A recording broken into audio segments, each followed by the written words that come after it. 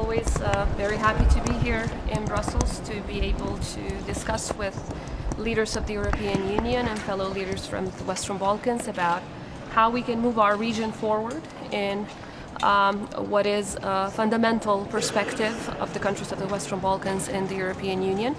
I'm very happy that I represent a country that is at a 100% alignment with every foreign and security policy decision of the EU. And we will continue to do so in making sure that we jointly defend what are our collective values and values that stand at the very foundations of the European Union. I come here with a number of messages in representing the people of the Republic of Kosovo, primarily to call on EU leaders to immediately lift the unjust and unproportional measures against the Republic of Kosovo, which were taken because of the events in May. Kosovo has undertaken all of the measures to de-escalate the situation, and I believe that in return, now the European Union should deliver and lift those messages which in fact are hurting the people of Kosovo.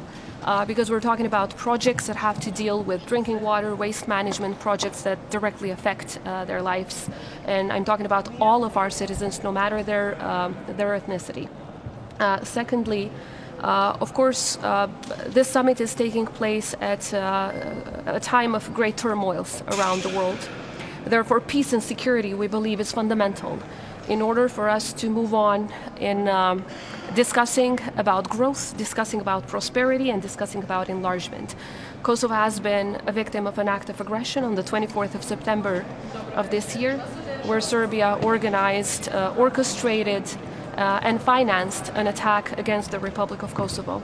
We're still waiting for the European Union to adopt measures towards Serbia for this attack, because there must be accountability. And I think accountability and justice need to be the underlying principles of peace and security in the Western Balkans. And peace and security are always a precondition, as I said, for growth, for prosperity, and for enlargement.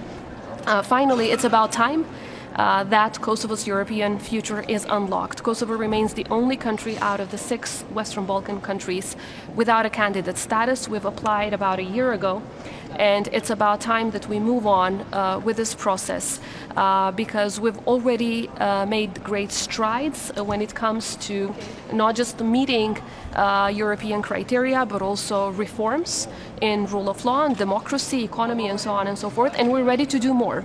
We just need to make sure that we are given a chance to walk on this path. There are, of course, a lot of other topics that we will be discussing with fellow leaders. And of course, I look forward to talking to you again once the meetings are finished. Are you optimistic that there will be a sanctions package against Serbia soon?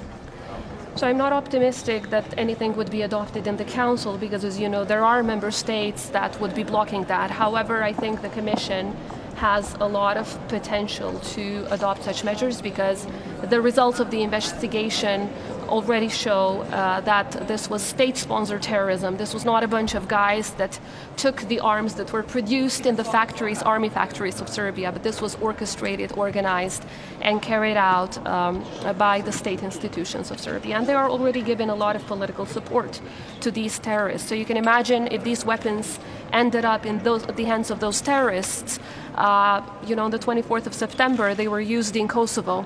But after some time, they might end up, through these terrorists, in Brussels, in Paris, or somewhere else. So it's very important that we collectively fight these kind of attacks. So I do hope that more and more member states will take this very seriously, because as the White House has stated on the 24th of September, this was a plan to destabilize the entire Western Balkans.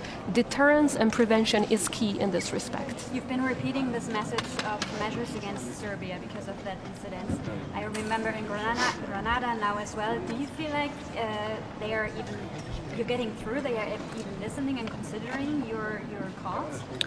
All that I can tell you is that we will not get tired of repeating it, because we're talking about peace and security in the entire Western Balkans. These are very hard-won freedoms for all of us in the Western Balkans that were victims of genocide, war crimes, and crimes against humanity.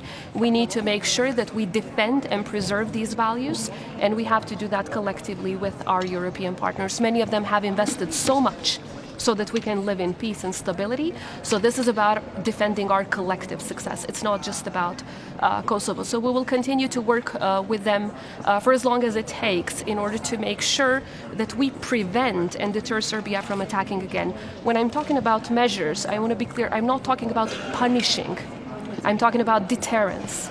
And unfortunately, history has shown that that's the only language that Serbia understands. Without any measures, it's an invitation for them to attack again. But what exactly are you calling for in terms of deterrence? What concrete terms? Financial measures from the European Union. That's what Vučić would understand as a measure, and hopefully that would deter him from attacking again, because he would know that he can't get away with it.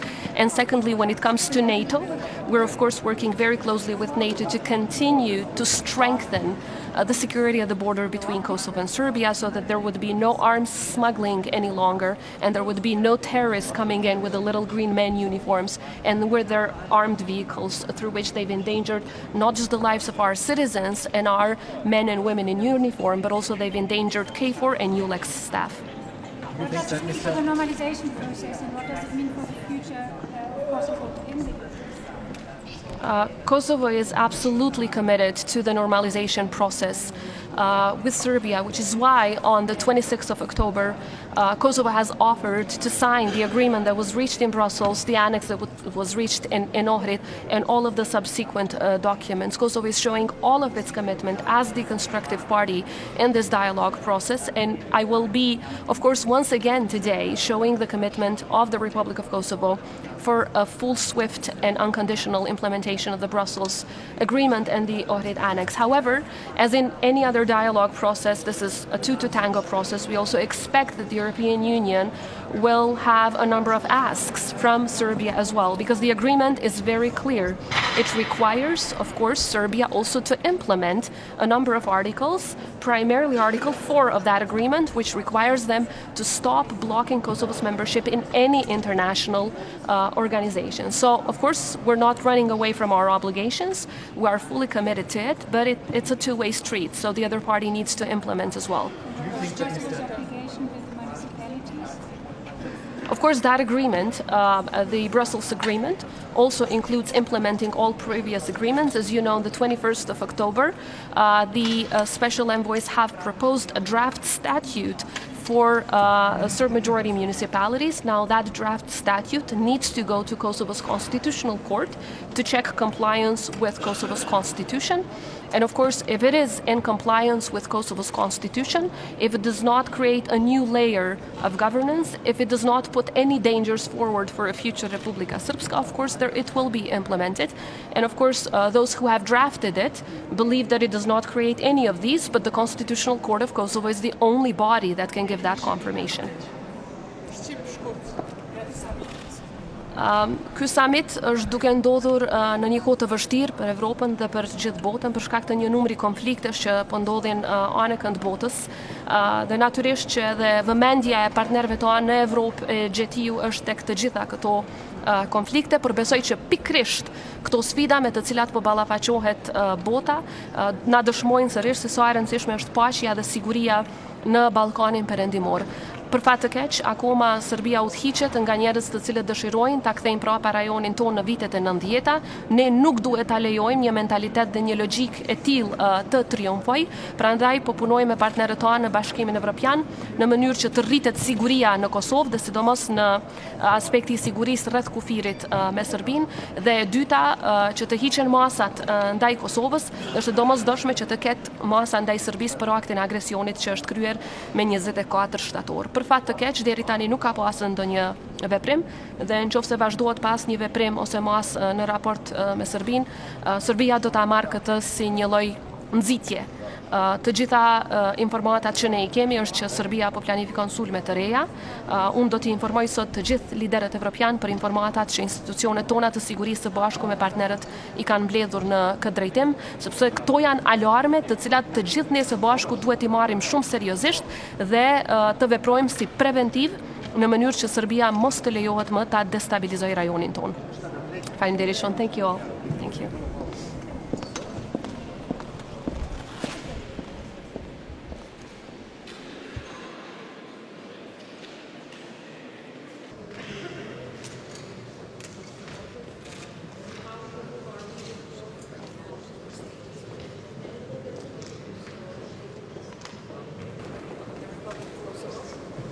primarily to call on leaders to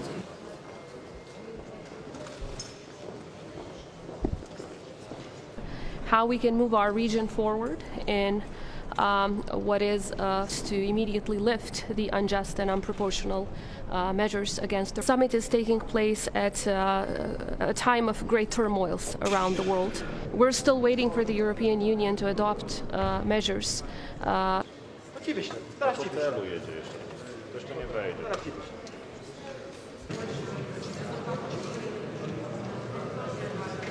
NATO to continue to strengthen the security of the border between Kosovo and Serbia, so the normalization process with Serbia, which is why on the 26th of October, Kosovo has offered to sign the agreement that was reached in Brussels, the annex that was reached in of course, Serbia also to implement a number of articles, primarily Article